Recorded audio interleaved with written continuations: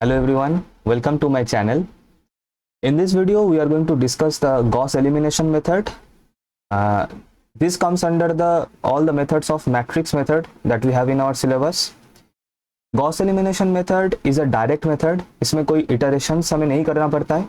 Iterations मतलब first we calculate for n equals to 0, then उससे उस step में जो भी result we are getting that we are using in the next step, that is for n equals to 1, then for n equals to 2, n equals to 3, that is these iterations we do not have to do in this Gauss elimination method. ठीक है, Gauss elimination method जो है वो direct method है, iterative method नहीं है, simple method है. And to be honest this method was there in our first semester syllabus.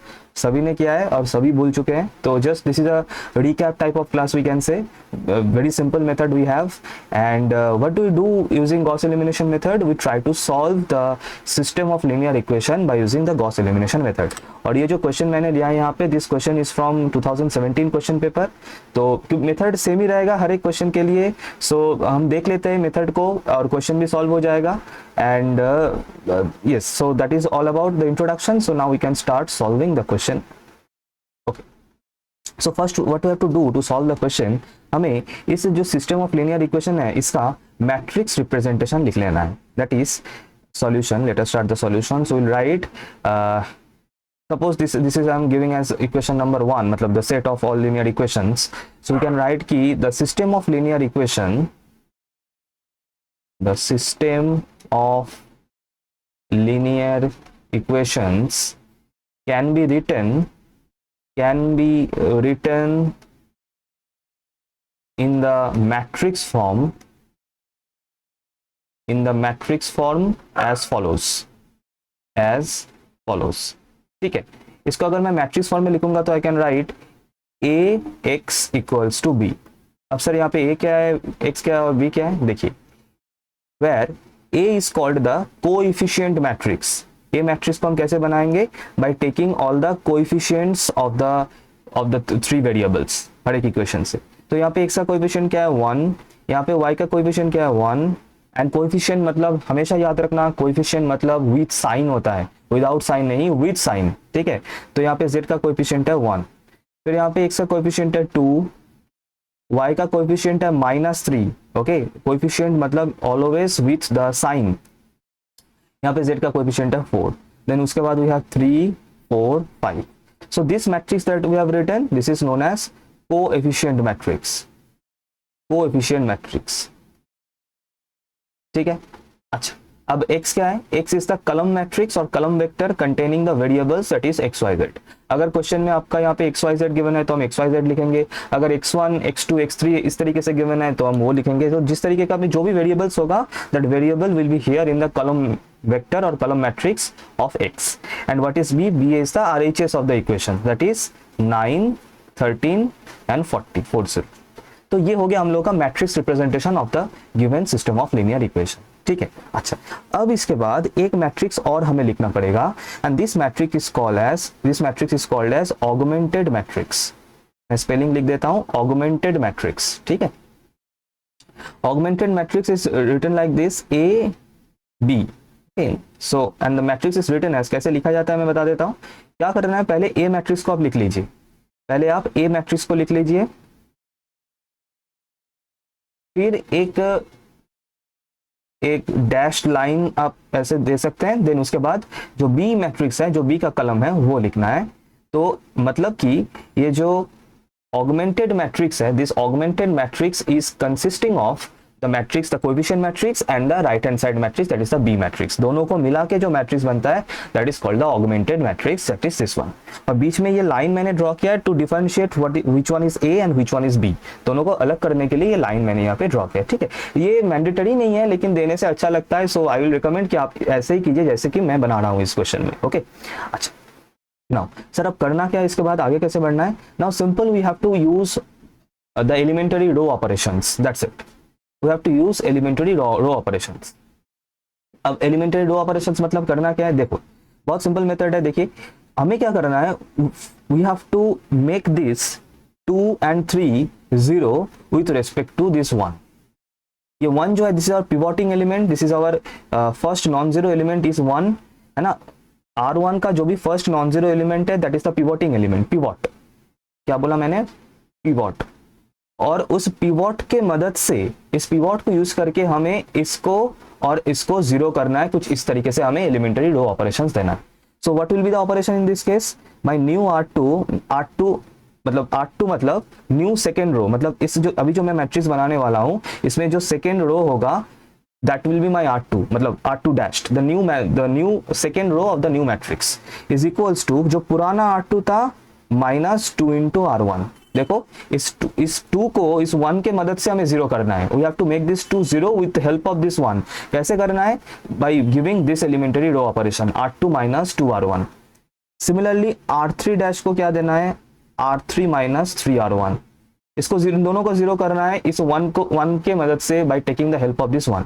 देखिए R1 में कोई ऑपरेशन नहीं है तो R1 को आप लोग एज इट इज लिख दीजिए, write R1 as it is. Change R2 में है तो ये क्या होगा, दिस इज देखना यहाँ पे R2 - 2 R1 मतलब 2 - 2 इंटू, यहाँ पे क्या हो रहा है मैं लिख रहा हूँ 2 - 2 इंटू 1। ठीक है, तो क्या होगा 2 - 2 मतलब ये जीरो हो जाएगा, जीरो ही करना था इसीलिए ये ऑपरेशन हमने दिया है। अच्छा अब ये वाला एलिमेंट क्या होगा, देखना यहाँ पे -3 था पहले, R2 इज -3 -2 इंटू R1 है ना, 2 इंटू R1 मतलब दिस, जो भी होगा कॉरिस्पॉन्डिंग एलिमेंट के लिए होगा, मतलब ये -3 में जो भी चेंजेस आएगा that will be with respect to this one, इस 4 में जो भी चेंजेस आएगा that will be with respect to this one, इस 13 में जो भी चेंजेस आएगा that will be with respect to this one, ऐसे कॉरिस्पॉन्डिंग ऊपर वाला एलिमेंट के रिस्पेक्ट में चेंजेस होगा। तो ये हो जाएगा -3 - 2 that is this will be -5। Similarly ये हो जाएगा 4 - 2 दैट इज 2, ये हो जाएगा 9 - 18 दैट इज -5। हो गया सिंपल। ओके ये नहीं लिखना है यहाँ पे, ये तो आप लोगों को मैंने समझाने के लिए यहाँ पे बताया था, you do not right this. Okay R3 का ऑपरेशन से क्या है, R3 - 3 R1, तो ये तो जीरो हो जाएगा, देख के पता जाएगा। अब ये क्या होगा 4 - 3, इसका मतलब ये हो जाएगा 1, 5 - 3 ये हो जाएगा 2, 40 - 3 into 9 मतलब 18, 40 - 18, 40 - 18 मतलब 22। ये बन गया मेरा सेकेंड स्टेप और second matrix we can say. ठीक है, अब इसके बाद क्या करना है, आप मेरा टारगेट क्या है, मेरा टारगेट ये है कि मुझे कुछ इस तरीके से जो मैट्रिक्स मैं बनाने जा रहा हूँ, इसको मैंने ये जो ऑपरेशन दे के जो मैट्रिक्स मुझे बनाना है वो कुछ इस तरीके से देखना चाहिए, इस तरीके से दिखना चाहिए, 1 के नीचे 0, ठीक है, फिर यहाँ पे एक 1 के नीचे 0 और फिर यहाँ पे 1 हो या फिर कुछ जो भी हो, यहाँ पे जो भी नॉन जीरो एलिमेंट या फिर जीरो एलिमेंट कुछ भी हो यहाँ पे, बस ये वाला फॉर्म मुझे बनाना है। इसके लिए मुझे जो भी करना है मैं वो करूंगा, मतलब जो भी ऑपरेशंस देना है मुझे वो देना पड़ेगा। ठीक है, तो ये फर्स्ट वाला स्टेप हो गया। अब इसको करना है, ठीक है। अब इस -5 को 1 कैसे करें, है ना, इस -5 को 1 करने के लिए मतलब नया जो R2 डैश मतलब नया जो रो 2 बनेगा, हम क्या कर देंगे, हम इस पुराने मतलब इस वाले R2 में -1/5 को मल्टीप्लाई कर देंगे। तो उससे क्या हो रहा है, पहले तो देखिए कि R1 और R3 में कोई ऑपरेशंस नहीं है, तो R1 और R3 को जैसा है बिल्कुल वैसा लिख दीजिए, R1 और R3 को बिल्कुल जैसा है वैसा आप लिख दीजिए, सेम एज इट इज। ठीक है, अच्छा अब क्या हुआ, R2 मतलब पुराने वाला जो R2 था, मतलब इस वाले स्टेप में ये जो R2 है इसमें हमें -1/5 मल्टीप्लाई कर देना है। तो 0 के साथ कुछ भी मल्टीप्लाई करें 0 ही रहेगा, -5 इंटू -1/5 ये 1 हो जाएगा। ये क्या हो रहा है यहाँ पे 2 इंटू -1/5, तो दिस इज बेसिकली -2/5, और ये क्या हो जाएगा, ये हो जाएगा प्लस का 1, है ना। यहाँ पे क्या होगा -5 इंटू -1/5, 5 कैंसिल आउट होके ये 1 हो जाएगा। ठीक है, तो ये मिल गया हम लोग का थर्ड मैट्रिक्स हमें मिल गया। ठीक है, अच्छा अब क्या करना है, मैंने क्या बताया था, मुझे ये 1 तक यहाँ तक हो गया, अब इसको 0 करना है विथ रिस्पेक्ट टू दिस 1। ठीक है, अब ये मेरा पिवोटिंग एलिमेंट बन रहा है, दिस इज माय पिवोटिंग एलिमेंट। मतलब पिवोटिंग एलिमेंट मतलब कोई भी रो में जो फर्स्ट नॉन जीरो एलिमेंट है दैट इज माय पिवोटिंग एलिमेंट। तो अब इस पिवोटिंग एलिमेंट के रिस्पेक्ट में इसको 0 करना है, इसको 0 करना है, तो ऑपरेशन क्या होगा, बिल्कुल सिंपल ऑपरेशन है, दैट इज जो नया R3 होगा, R3 क्या कर रहा है, इस 1 को 1 के मदद से 0 कैसे करें, माइनस कर देते हैं सिंपली। सो R3 - R2, R3 - R2, तो R1 में कोई ऑपरेशन नहीं है तो R1 को एज इट इज लिख दीजिए, R1 एज इट, R2 में कोई ऑपरेशन नहीं है, R2 को एज इट इज लिख दीजिए, R3 में ऑपरेशन है। ठीक है, अब क्या होगा 0 - 0, है ना, मैं यहाँ पे दिखा रहा हूँ 0, R3 - R2, 0 - 0, 0 - 0 कितना होता है, 0 ही होता है, बहुत बढ़िया। फिर उसके बाद 1 - 1, 1 - 1 कितना होता है, 0 हो गया, बहुत बढ़िया। फिर उसके बाद 2 - -2/5, है ना, इसका मतलब यहाँ पे क्या हो रहा है 2 + 2/5, तो इसका मतलब ये क्या होगा 5 × 2 2 12/5, और ये क्या होगा 22 - 1 मतलब ये हो जाएगा 21। ठीक है, यहाँ पे कुछ गलती हुआ था शायद, एक मिनट, दिस विल बी 13,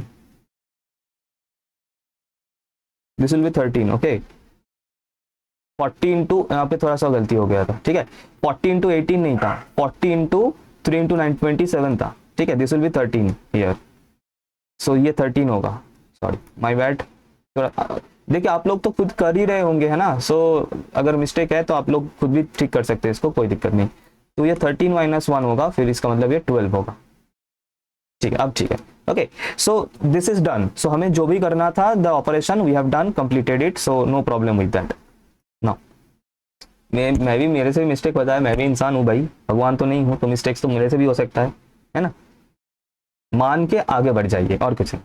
अच्छा तो अब क्या करना है, अब हमें इसके ऊपर बैक एलिमिनेशन मेथड लगाना है ना, बैक एलिमिनेशन मेथड मतलब मैं बता रहा हूं बैक एलिमिनेशन मेथड लगाएंगे। उसके पहले इसका मतलब क्या बन रहा है मैं एक बार बता दूं। इसका मतलब ये जो अभी हमारे पास ये जो मैट्रिक्स है, एक्चुअल में सिनेरियो क्या है, सिनेरियो ये है कि दिस मतलब इससे अगर हम इससे नाउ अगर हम इक्वेशंस लिखना चाहते तो कैसे लिखेंगे, this into X plus this into Y plus this into Z is equals to 9। ये हो गया हम लोग का फर्स्ट इक्वेशन, क्योंकि ये तो है कोएफिशिएंट मैट्रिक्स है ना, ये वाला पार्ट तो हम लोग का कोएफिशिएंट मैट्रिक्स है, और ये वाला पार्ट है हम लोग का RHS राइट हैंड साइड, ठीक है। दूसरा इक्वेशन क्या बनेगा, 0 × x × y × z equals to 1। इसका मतलब 0 x तो कुछ नहीं है, मतलब 0 × x 0 हो जाएगा, plus y minus 2/5 × z equals to 1। और तीसरा इक्वेशन क्या है, into x into Y into Z equals to 12। तो इसका मतलब ये क्या बनेगा, सिंपली 12/5 z इक्वल्स टू 12। अब बैक कैलकुलेशन करना है, वो कैसे, नीचे से स्टार्ट कीजिए। अगर इसको आप लोग सॉल्व करेंगे तो आपको z का वैल्यू क्या मिल रहा है 5। जैसे ही z का वैल्यू आपको मिल गया, you put the value in the previous equation, यहाँ पे जैसे z का वैल्यू पुट करेंगे तो y आपको मिल जाएगा इक्वल्स टू 1, तो y मिल जाएगा 3। जैसे ही z और y मिल गया, हम दोनों का वैल्यू इस फर्स्ट इक्वेशन में पुट कर दीजिए, तो x का वैल्यू आप लोग को मिल जाएगा 9 - 8 दैट इज इक्वल्स टू 1। बस हो गया सॉल्व करना। तो इसका मतलब x equals to 1, y equals to 3, z equals to 5 is the solution of the equation. बस इतना ही करना है, जो भी इक्वेशंस क्वेश्चन में गिवन हो, गॉस एलिमिनेशन का मेथड यही है, रिड्यूस कर लेना है यहाँ तक। रो एशेलॉन फॉर्म बोला जाता है इसको, ये जो फॉर्म मैंने रिड्यूस किया है ना, इसको रो एशेलॉन फॉर्म बोला जाता है। इस रो एशेलॉन फॉर्म तक आप इसको रिड्यूस कर लीजिए, फिर उसके बाद बैक कैलकुलेशन टेक्निक से आप XYZ का वैल्यू निकाल लीजिए, सिंपल। तो आई होप आप लोग को मेथड समझ में आया होगा। तो ज़रूर लाइक कर देना, शेयर भी कर देना दोस्तों के साथ, तो हेल्प हो जाएगा एग्जाम के पहले। और सब्सक्राइब नहीं किया है तो सब्सक्राइब जरूर कर लेना, ठीक है। तो this is all about Gauss elimination method. मिलते हैं नेक्स्ट वीडियो में, दैट इज इसके बाद हम लोग करेंगे मैट्रिक्स इन्वर्शन मेथड, ठीक है। तो थैंक यू एवरीवन।